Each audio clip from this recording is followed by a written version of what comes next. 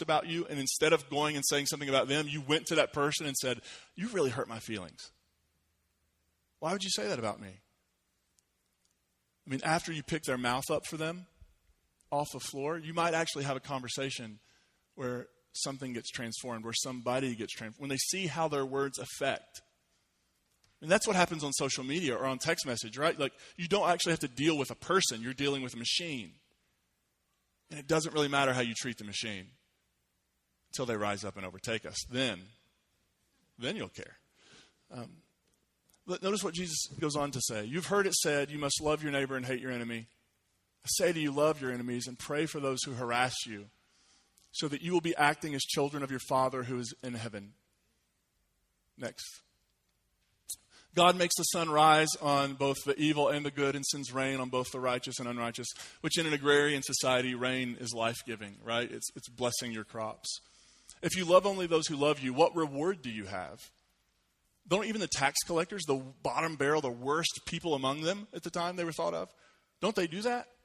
If you greet only your brothers and sisters, what more are you doing? Don't even Gentiles, people who don't get God in the way that they got God, don't even Gentiles do that? Therefore, just as your heavenly Father is complete in showing love to everyone, so also you must be complete." What does it look like to be complete? It's showing love. God shows love to the people who love God and the people who don't love God. God shows love to the people who believe in God, and God shows love to the people who don't believe in God. And it doesn't seem in Jesus' mind it doesn't change how God treats them. God just loves. And Jesus says, in the way that God does this, this is who you're called to be. How many of you have that down? Anybody? Anybody have that down? You just show complete love to everybody all the time? When they get your order wrong, do you show complete love to everybody all the time? When you go to the restaurant and they forget that you're there, they don't bring your food, do you show complete love to everyone all the time? Right? We're being invited into a way of life, and it's a way of life that has to be practiced. It's a way of life that has to be formed. I don't know if you noticed in your program, we're actually starting a new gathering here. Our Wednesday nights, as they are now, are ending because we're finding that people can't be here weekly. But on the second Wednesday of every month, starting in November, I think it's the 14th, we're going to gather together and spend time just focusing on becoming certain kinds of people. And we'll give you more information about that. But we've come to believe that if we don't actually think about who we're becoming, if we don't put intention into it, then we're never going to be the people we were made to be. Right? It doesn't happen accidentally. It doesn't happen by osmosis. It happens through intention. And Jesus is inviting us to an intentional way of being. This path is difficult. It is extremely, extremely difficult. I always find that sometimes people want to hawk Jesus like a bad used car to people. Have you ever seen that? Sort of like, hey, you just need to believe in Jesus. Do not look under the hood. Right? It's the easiest decision you'll ever make. It's so easy. All you got to do is say these magic words and you're good, and that's all it is. How many of you have kind of been told that before? And then you actually read something Jesus says and you're like, I was lied to. This isn't easy. It's anything but easy. In the early church, when somebody would come to church leaders and say, I want to be baptized and become a Christian, you know what they would say? You need to think about that. I'm going to give you some teachings. We're going to talk to you about the teachings of Jesus. We're going to spend about a 40-day period. It's where Lent comes from. A 40-day period of teaching you what it means to be committed to Jesus and follow Jesus and what this way is like. And then, if you still want to be a part of it, then we'll baptize you on Easter. But it wasn't sort of the thing we do today, which is like let's baptize them so they don't have time to ask any questions. Right? Now you're in. Sorry. Right? Nope. That's not how they did, because they knew Jesus is difficult.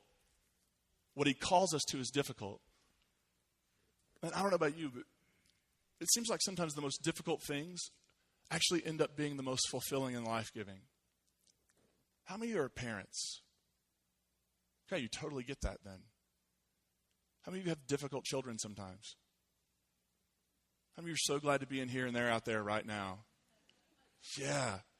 Being a parent is hard, right? And sometimes it's really difficult. And sometimes it seems like they all coordinate their bad days. If you have more than one, they just all coordinate. It's like they're talking in baby code and they're like, hey, let's all be as bad as possible today. But then after a terrible day, one of them comes up to you and they put their arms around your neck and you're like, you do nothing wrong ever. You're an angel, baby. You're amazing. You're perfect. I would not change anything about you. And tomorrow they're going to wake up and be annoying again.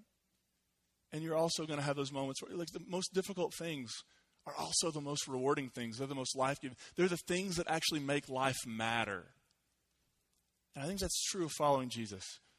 It's difficult. It's not easy. We fail and we fall on our face and we get back up again. And yet that's the point, right? It's the getting back up again. It's falling on your face. It's not loving your enemy well. And then it's getting back up and going, next time I'm going to do it better. Not through my own energy, but through the energy of the Spirit, through the energy of my community who I'm going to be able to talk to. Like, I'm going to find a way to be better. Because we don't want to Samson this thing. We want to leave this world better than we found it. And the only way to do that is practice. It's practice.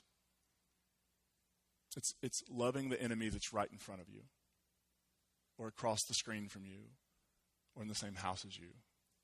It's finding a way to assert your dignity while not taking away theirs. And it's trusting Jesus that this way, while it is so difficult, is also so life-giving.